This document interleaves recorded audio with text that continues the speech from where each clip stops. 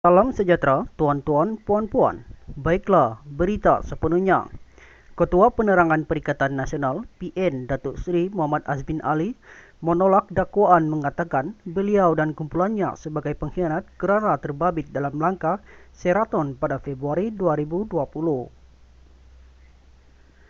Sebaliknya, bekas timbalan Presiden PKR itu menegaskan pengkhianat sebenar adalah pihak yang terbabit dalam dua langkah politik lain, iaitu langkah Kajang dan langkah Port Dickson.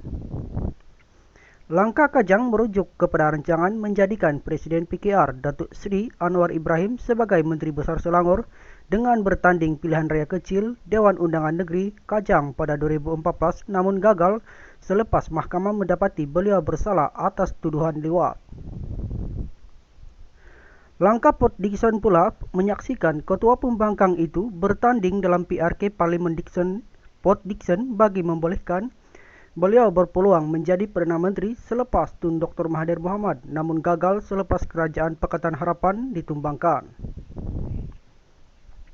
Muhammad Azmin berkata, pihak yang terbabit dalam kedua-dua langkah politik itu adalah pengkhianat sebenar.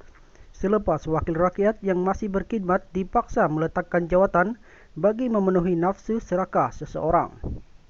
Pengkhianat sebenar adalah mereka yang lakukan PRK di Kajang. Mengapa tidak fokus pada langkah Kajang, langkah Port Dickson tetapi fokus pada langkah Sheraton saja?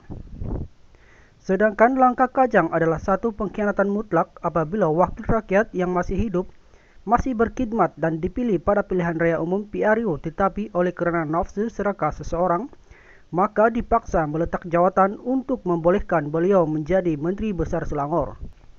Begitu juga di Port Dickson, apabila wakil rakyat yang masih hidup berkhidmat dan dipilih ketika PRU dipaksa meletak jawatan untuk memenuhi nafsu serakah seseorang yang ingin menjadi Perdana Menteri. Apakah ini bukan pengkhianatan? Katanya ketika temu bual dalam rancangan agenda awani yang disiarkan malam tadi. Beliau mempertahankan langkah Sheraton yang merujuk pada tindakan bersatu dan 11 ahli parlimen PKR. Dirinya keluar daripada Pakatan Harapan menyebabkan gabungan itu hilang majoriti sebagai kerajaan. Muhammad Azmin berkata, peristiwa itu berbeza dengan langkah Kajang dan Port Dickson yang mana tiada sesiapa dipaksa meletakkan jawatan selain ia didakwa memperkukuh kedudukan Dr. Mahathir sebagai Perdana Menteri ketika itu. Malangnya, oleh kerana pergaduhan dan perebutan kuasa dalam PH itu sendiri menyebabkan Dr. Mahathir meletak jawatan. Mengapa dipersalahkan saya atau Tan Sri Muhyiddin Yassin sedangkan berlakunya kekosongan itu kerana Perdana Menteri meletak jawatan? Maka proses penggantian dilakukan mengikut perlembagaan persekutuan, katanya. Pada masa sama, Muhammad Azmin menegaskan tidak pernah melompat parti ketika itu, sebaliknya beliau dipecat oleh PKR sekaligus tidak sepatutnya digelar katak politik. Saya tak pernah lompat parti.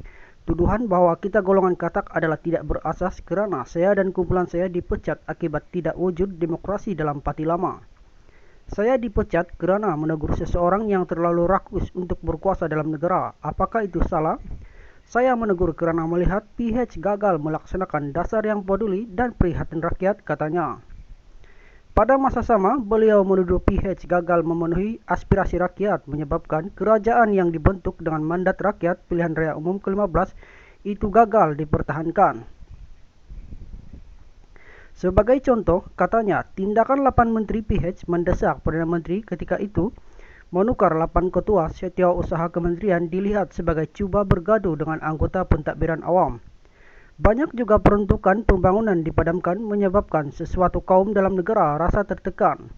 Selain itu, beberapa kenyataan keras bersifat keterlaluan oleh pemimpin PH menyebabkan rakyat tidak rasa harmoni duduk dalam pentadbiran PH, katanya.